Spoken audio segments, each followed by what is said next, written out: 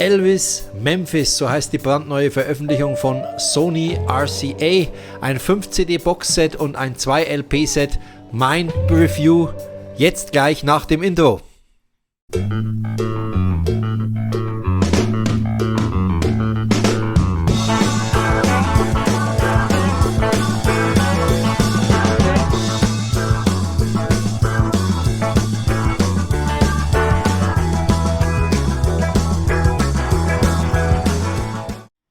Hallo liebe Freunde, ich bin Gerd von In Elvis Veritas und wir beschäftigen uns heute mit der brandneuen Veröffentlichung von Sony RCA, Elvis Memphis, einem 5-CD-Boxset und einem 2-LP-Set.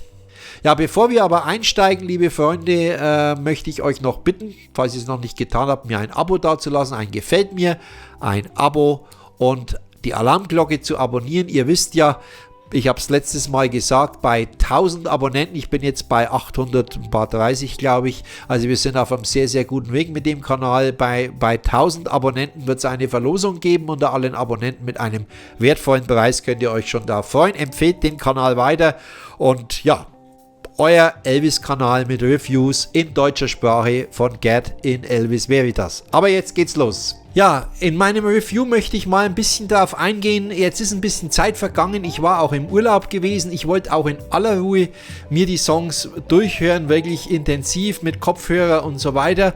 Denn es geistern ja die tollsten Kritiken rum, von enthusiastisch begeistert bis Daumen runter. Die Wahrheit liegt meistens irgendwo in der Mitte und ohne jetzt meinem Fazit vorweggreifen zu wollen, wird es auch bei mir auf irgendeinen Kompromiss hinauslaufen. Aber ich möchte euch kurz erzählen, wie wir jetzt vorgehen werden. Ich werde also nach und nach die einzelnen Etappen, die einzelnen Teile dieses Sets euch vorstellen, werde auch einige Songbeispiele habe ich herausgesucht, ich habe die ein bisschen bearbeitet, sodass wir die Unterschiede von den Arrangements hören und ihr könnt euch selbst ein Bild machen, was Matt Ross Spang, der 4-fache Grammy-Gewinner und Mixer dieses neuen Sets, hier gemacht hat. Zunächst einmal zum Hintergrund, liebe Freunde. Das neue Set Elvis Memphis wirbt ja damit, dass es sich um die sogenannten Overdubbed-Versionen handelt von ausgewählten Songs, die Elvis in seiner Heimatstadt in Memphis aufgenommen hat.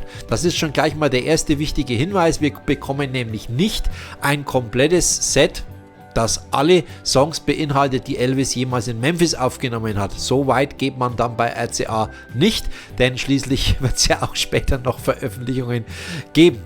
Okay, wollen wir weiter nicht kritisieren. Es fehlen also einige Songs, vor allem bei den American Sound Studio Sessions von 1969, komme ich aber später noch drauf.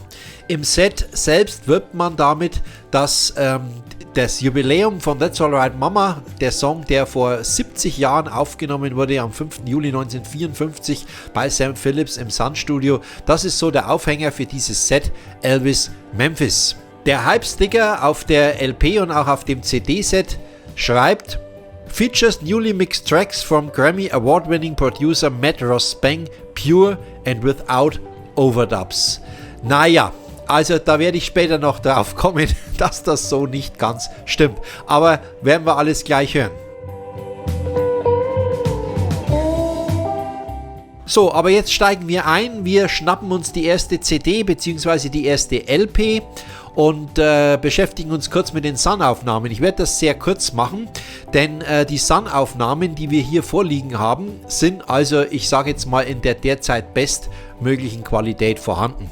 Wir haben zum Teil die Original Sun Single Master, wir haben zum Teil aber auch die RCA Master. Man muss als Hintergrund dazu wissen, ich verweise dazu auch auf mein Video, das ich über 70 Jahre That's Alright Mama gemacht habe, dass damals die Master Takes, die von Sun an RCA übergeben wurden, eben nicht alle Takes und alles beinhalteten, was Elvis in Sun aufgenommen hatte. Zum Teil waren Dinge auch gelöscht. Das heißt, RCA hat sich dann erst nochmal drüber gemacht und hat zum Teil auch diesen Echo-Sound von den Sun Studios, die man mit diesem Slapback-Verfahren aufgenommen hatte, nachträglich noch eingefügt. Meiner Meinung nach hat man es eher verschlimmbessert, aber das ist egal. So kennen wir die Songs, so kannte auch Elvis die Songs und so haben wir sie auch hier drauf. Das Remastering ist exzellent, das heißt, wir bekommen hier die Sun-Songs in der, behaupte ich jetzt mal, derzeit wohl bestmöglichen Qualität. Wir müssen nicht näher darauf eingehen, denn es gab hier kein Remixing. Man kann auch eine Mono-Einspuraufnahme schlecht remixen. Da müsste man jetzt schon mutig sein wie bei den Beatles und die Demixing-Technologie anwenden und sozusagen ja die einzelnen Stimmen zerlegen mit Hilfe des Computers und neu arrangieren, aber das soll jetzt nicht unser Thema sein. Wir gehen gleich weiter zu den American Sound Sessions von 1969 im Januar, Februar bei Chips Moman im American Sound Studio in Memphis aufgenommen. Ja, und da wird es jetzt wirklich interessant. Viele, die jetzt eine Kritik hier gemacht haben, bezeichnen diesen Teil als den schwächsten des Sets. Dem würde ich mich fast anschließen. Es sind hier ein paar Sachen dabei, die eigentlich gar nicht gehen, beziehungsweise wo ich mich frage, entweder haben wir hier die Qualitätskontrolle nicht mehr durchlaufen lassen oder Madras Bang hat es überhört, wie auch immer, was ich mir eigentlich gar nicht vorstellen kann. Ich werde speziell mal auf 2 Songs eingehen aus den American Sound Sessions, die ich auf diesem Set für äußerst problematisch halte. Wir beginnen mit Suspicious Minds. Suspicious Minds, wir kennen den Song alle. Und jetzt, wenn wir aber genau die Kopfhörer aufsetzen, dann werden wir feststellen, dass bei dem Memphis-Set die Gitarre und das Schlagzeug, die den gleichen Rhythmus spielen, nicht synchron sind. Ich spiele euch jetzt zunächst mal die Originalfassung vor, den Originalmix, damit ihr hört, was ich meine. Alles akkurat zusammen, Gitarre und das Hi-Hat vom Schlagzeug. Hört einfach mal rein.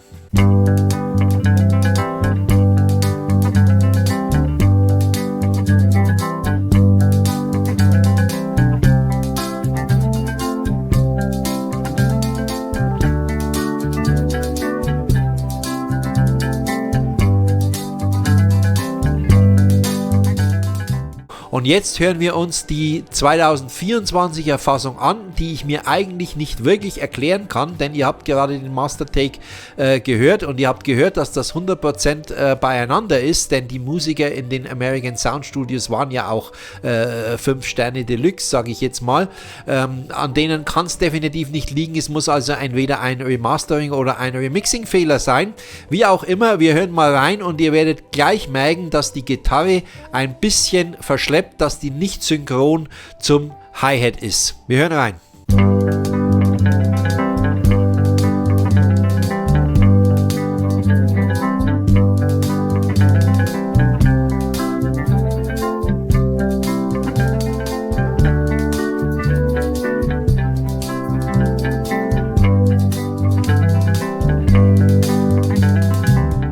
Ja, und da stellt sich natürlich die Frage, wie kann sowas passieren?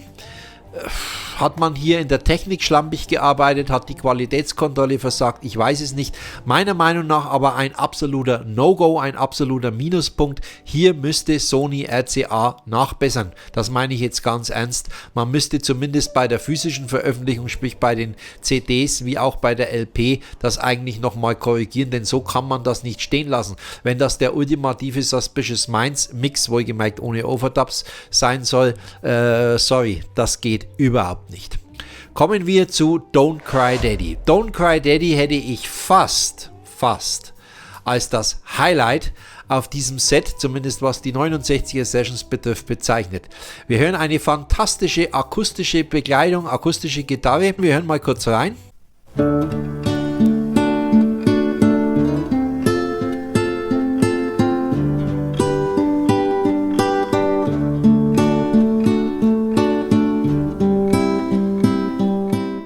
Jetzt kommt aber die Einschränkung zu Don't Cry Daddy, denn bei Don't Cry Daddy ist es tatsächlich so, wir haben dieses fantastische akustische Arrangement, wir haben aber auch den zweiten Vokaltrack, den Elvis aufgenommen hatte, eine Woche später, 15. Januar, Don't Cry Daddy, wurde die Musikspur eingespielt. Eine Woche später machte Elvis den Vocal Overdub und zwar zunächst natürlich die eigene Stimme, den eigenen Gesang und dann eben hat er noch einmal eine zweite Strophe gesungen, komplett und hat im Vers dann die zweite Stimme oben drüber gesungen. Bei der Originalabmischung hat man weil das nicht synchron war, hat man bei den Versen die normale Stimme von Elvis gedoppelt, so wie man das auch bei den Beatles in den 60er Jahren gemacht hat. Beim Refrain allerdings hat man dann die Vocal Harmony Stimme genommen und das passt wunderbar. Wir hören es uns mal an. Today I stumble from my bed with thunder crashing in my head, my pillow's still wet from last night's tears. Ja, und jetzt beim 2024er Mix hat Matt Ross Spang den kompletten zweiten Vocal-Track, den Elvis aufgenommen hat, drüber laufen lassen, parallel, sodass wir also bei den Versen zweimal Elvis Stimme haben, aber nicht synchron. Und das hört sich leider nicht gut an. Hört mal rein. Today I stumble from my bed with thunder crashing in my head, my pillow's still wet from last night's tears. Ja, und so ist dieser fantastische Mix, der so fantastisch klingen könnte, eigentlich ruiniert, wenn man es mal genau nimmt, denn die Verse kann man wirklich so nicht ernsthaft anbieten, so stark wie es dann im Refrain ist mit der zweiten Stimme oben drüber, so schlecht ist es bei den Versen gemacht. Ich vermute mal, ich halte das jetzt mal im Zweifelsfall für den Angeklagten Matt Ross Spang zugute, dass er uns einfach diesen zweiten Vocal-Track von Elvis einmal in voller Länge liefern wollte, aber das Ergebnis ist leider kein Hörgenuss, was den Gesang betrifft. Das Arrangement allerdings ist überragend abgemischt. Ja, ansonsten ist zu den American Sessions zu sagen, das sind die wahrscheinlich am meisten produzierten Elvis Sessions überhaupt. Das heißt, wir haben im Studio eigentlich wirklich nur immer die absoluten Basic Tracks, denn die American Sound Studios in Memphis lebten ja von ihrem ganz eigenen Sound und dieser Sound, ja, der entstand eben durch die Overdubs und wir hören das zum Beispiel auch bei Neil Diamond, wenn ihr euch mal Shiloh anhört oder bei anderen Künstlern, die in American Studios aufgenommen haben. Jetzt, wenn man natürlich diese Overdubs wegnimmt, dann bleibt halt nicht mehr viel übrig. Das ist einer der Gründe, warum ich diese puren Fassungen von den 69er Sessions eigentlich nie wirklich mochte, wenn ich ehrlich bin.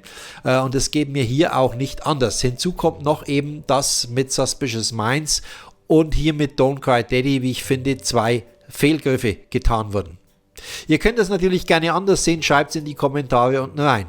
Kommen wir als nächstes zu den Stax Sessions. Bei den Stax Sessions war es ja so, Elvis ging in das Studio, das Stax Studio in Memphis, Tennessee, das war ein legendäres Studio. Man hat aber nur das Studio gebucht, nicht die Musiker, die dort etatmäßig beschäftigt waren. Und diese vielen Künstler, die diesen Stax Sound berühmt gemacht haben, Isaac Hayes zum Beispiel,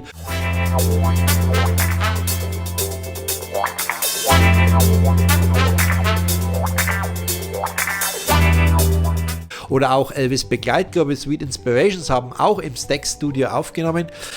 Die haben alle mit der dort ansässigen Band ihre Songs aufgenommen.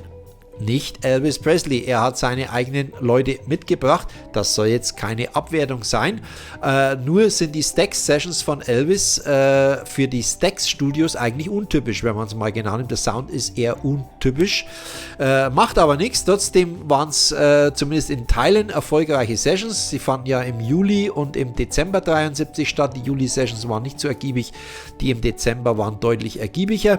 Ja, und auch hier habe ich jetzt mal ein paar Highlights rausgesucht, wo ich euch zeigen möchte, wie Matt Ross Spang hier neu gemixt hat, damit man das gut hört in den Arrangements. Und ich beginne mal mit Promised Land. Promised Land, dieser Kracher, der 1975 sogar ein Top 20 Hit für Elvis wurde, die Single, die man ausgekoppelt hatte aus dem gleichnamigen Album.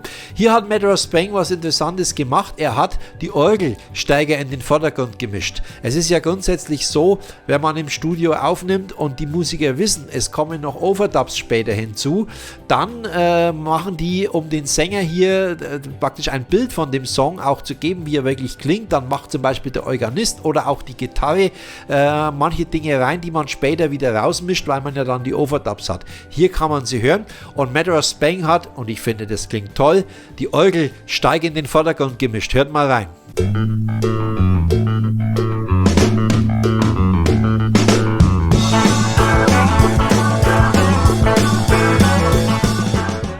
Ja, und im Vergleich dazu habe ich euch wieder das Original auch mit rein, damit ihr hört, was er hier verändert hat.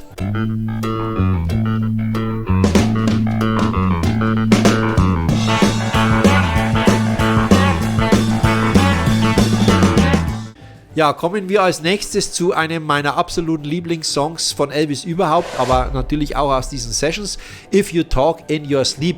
Wahrscheinlich der Song, der am meisten funky klingt von allen Songs, die Elvis aufgenommen hat. Das hat aber auch damit zu tun mit dem Arrangement, denn funky zu Funk gehört eigentlich auch ein Bläsersatz, und so ist bei If You Talk in Your Sleep, das sage ich jetzt nicht nur, weil ich selbst Trompeter bin, bei If You Talk in Your Sleep ein gigantischer Bläsersatz mit dabei, Trompeter, die ganz trocken abgemischt im Originalmix hier richtig einen guten Sound geben. Jetzt fallen die natürlich weg bei dem Konzept ohne Overdubs, und jetzt, ja, was macht Meteor Spang? Er mischt die Gitarre in den Vordergrund, die natürlich auch den funky Sound liefert, wenn auch nicht so wie das Blech. Wir hören mal rein.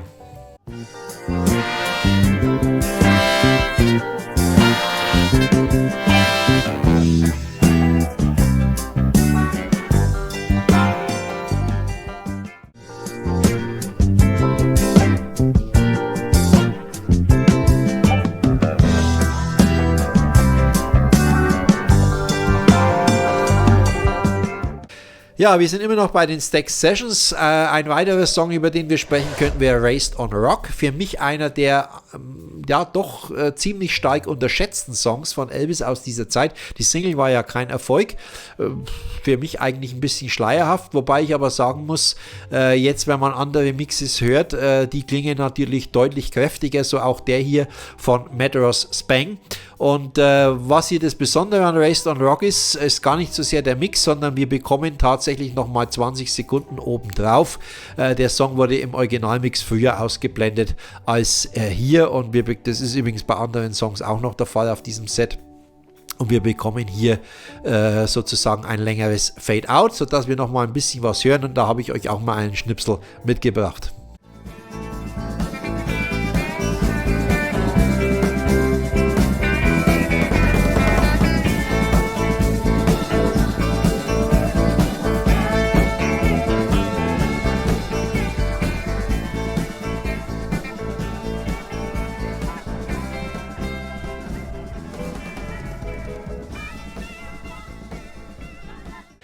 Ja, ein weiteres Schmankerl aus diesen Sessions ist für mich Help Me, denn Help Me hat jetzt endlich den Mix bekommen, das sage ich jetzt, ist meine ganz persönliche Meinung, den Mix bekommen, den dieser Song wirklich verdient.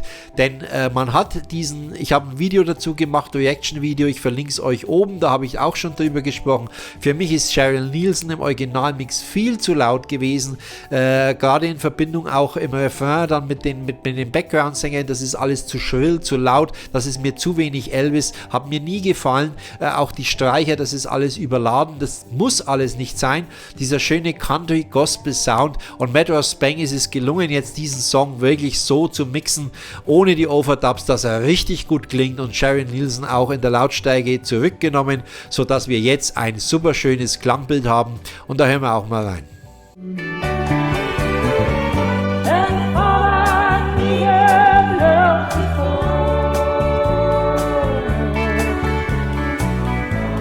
I thought that I could get by myself. And all I needed help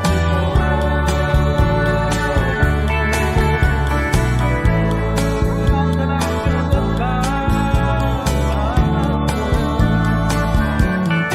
Ja, vielleicht, oder für mich sogar sehr deutlich das Highlight von den Stax Sessions auf diesem Album hier, aber auch einer der besten Aufnahmen, wie ich finde, von Elvis ist Loving Arms. Und hier haben wir, dadurch, dass wieder die Overdubs fehlen, hat Meteor Spang etwas ganz Tolles gemacht. Er hat die Gitarre, die man im Originalmix nur sehr leise hört, die macht unheimlich viel Bewegungen im Studio, weil wie gesagt, die Overdubs waren ja im Studio zu dem Zeitpunkt nicht zu hören. Und das hat er jetzt schön in den Vordergrund gemischt. Da entsteht ein düsterer Country-Gitarren-Sound, der dieser Ballade nochmal so richtig viel Emotionen verleiht. Hört euch das mal an, ist ein Ohrenschmaus.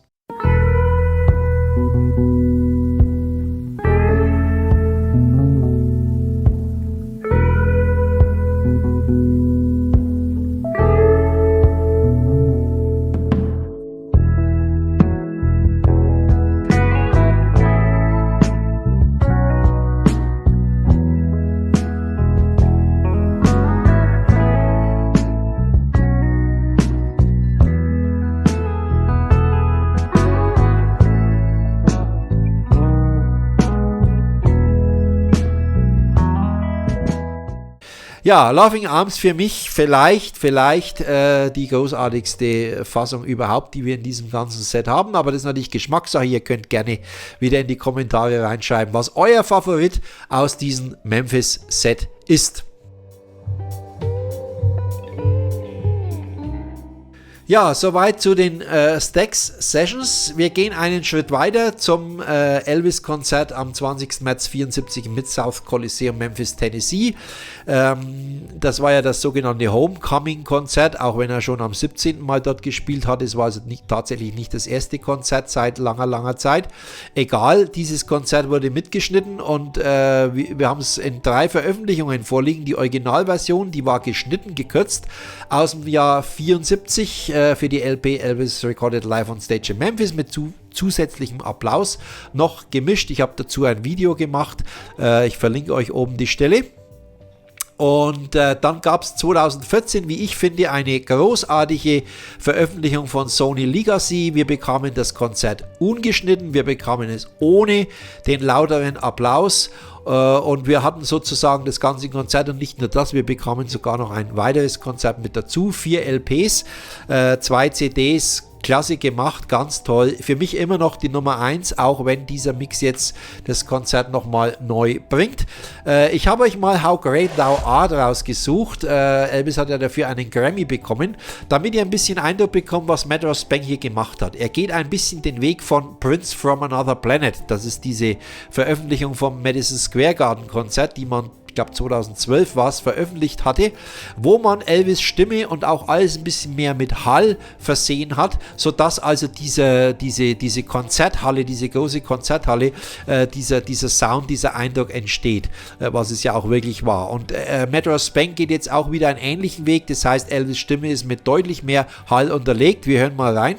Oh Lord, my God, when I awesome wonder consider all the worlds thy hands have made. Und im Vergleich dazu habe ich euch jetzt mal die ganz trocken abgemischte Elvis-Stimme von der 2014er Legacy-Version mit beigefügt. Hört mal. Oh Lord, my God, when I awesome wonder consider all the worlds thy hands have made. Und zu guter Letzt, so ein bisschen ein Mittelding, ist der Originalmix von 74, auch hier mal die Elvis-Stimme. Oh Lord, my God, when I awesome wonder consider all the worlds thy hands have made. Ja, und ihr könnt selbst entscheiden, was ist euer Lieblingsmix. Also mein persönlicher Favorit ist die 2014er Legacy-Version. Aber schreibt in die Kommentare unten rein, welches Elvis in Memphis Konzert, welche Veröffentlichung ist euer Favorit. Ich freue mich über eure Kommentare. Kommen wir zum letzten Abschnitt, kommen wir zu den 76er Sessions in Graceland und zwar im Jungle Room. Was soll ich sagen? Die Fassungen hier sind alle großartig abgemischt. Viele behaupten ja, es ist das Highlight dieses Sets.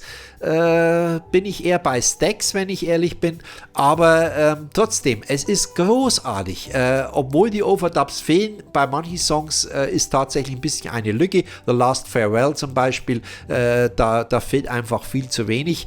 Dieser Song, der von einem Schiff handelt und da hat man ja auch dieses großartige Arrangement gemacht. Finde ich jetzt ein bisschen leer, aber bei den vielen anderen Songs, It's Easy For You, He'll Have To Go, fantastisch mit dem längeren Fade-Out, muss man gehört haben. In dieser Fassung wirklich toll gemacht und vor allem es sind alle Songs, die in Graceland aufgenommen wurden im Februar bzw. im Oktober 76. Ein Highlight möchte ich trotzdem erwähnen, Danny Boy. Danny Boy, da gibt es eigentlich nicht viel zu mixen, könnte man meinen. Das ist das Piano, ist das Elvis, ist der Background-Gesang, aber hört es euch einfach an. Elvis' Stimme hat sich bei Danny Boy noch nie so gut angehört wie bei diesem Mix von Matter of Spain. Ich bin total verliebt in diesen Song und in diesen Mix. And I shall feel the soft you tread above me, and then my grave will richer, sweeter be, for you will bend and tell me that you love me.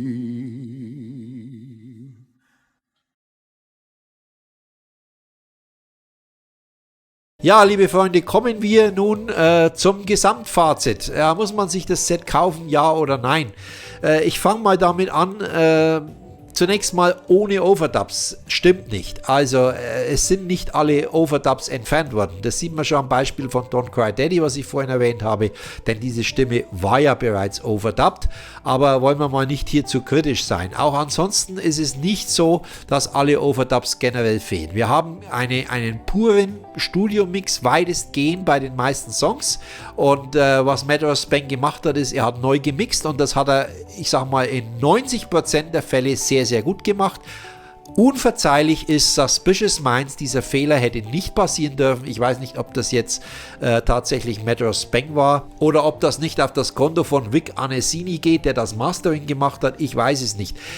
Durch die Bank ist das Mastering sehr gut, das möchte ich gleich mal vorweg sagen, aber die Mixes, ja, man muss manches mögen. Ich habe euch ja jetzt einige Beispiele genannt. Lohnt es sich, das Set zu kaufen? Gute Frage, ich weiß es nicht. Viele sagen, haben wir alles schon, kriegen wir jetzt wieder einen neuen Mix und so weiter, muss man das alles haben. Andererseits, sind wir mal ehrlich, Elvis ist seit 77 tot, neue Songs werden wir wohl kaum hören und von daher, was will man machen? Man kann kritisieren, dass nicht alle Songs veröffentlicht wurden, die in Memphis aufgenommen wurden. Das kann man kritisieren, denn ich sage mal so, ob man jetzt unbedingt das Memphis-Konzert nochmal hier hätte mit reinnehmen müssen in die Box, was jetzt die einzigen Live-Tracks sind. Es wäre vielleicht besser gewesen, man hätte die 4. CD genutzt, um noch die fehlenden Songs aus den Stax-Sessions und auch aus den American Sound Studios, sind 9 Songs, die fehlen bei den American Sound Sessions, um die 4. CD noch anzufüllen. Das hätte man vielleicht ein besseres Werk damit getan, aber möglicherweise möchte man ja auch später nochmal, was weiß ich, ein Volume 2 oder wie auch immer, was Neues veröffentlichen. Man muss da auch ein bisschen die Plattenfirma verstehen und ich bin da wirklich der Letzte, der hier den Stab darüber bricht. Das Set ist relativ teuer mit über 70 Euro. Die CDs, das LP-Set liegt bei 36 Euro ungefähr. LP-Set wie immer abgespeckt. Wir bekommen also nur die Highlights, wobei ich aber sagen muss, die Auswahl ist sehr, sehr gut gemacht. Wenn man das 2 LP-Set hat, kriegt man einen sehr, sehr guten Eindruck, aber es fehlen natürlich einige Stücke drauf, aber das ist immer subjektiv. Ja, das soll mein Fazit gewesen sein zu Elvis Memphis. Toll, dass ihr so lange ausgehalten habt. Ich wünsche euch alles Gute, bis nächste Woche, da werden wir uns wiedersehen. Bis dahin, ciao und servus, euer Gerd, long live the King. Ladies and gentlemen, Elvis has left for Graceland. Thank you and good night.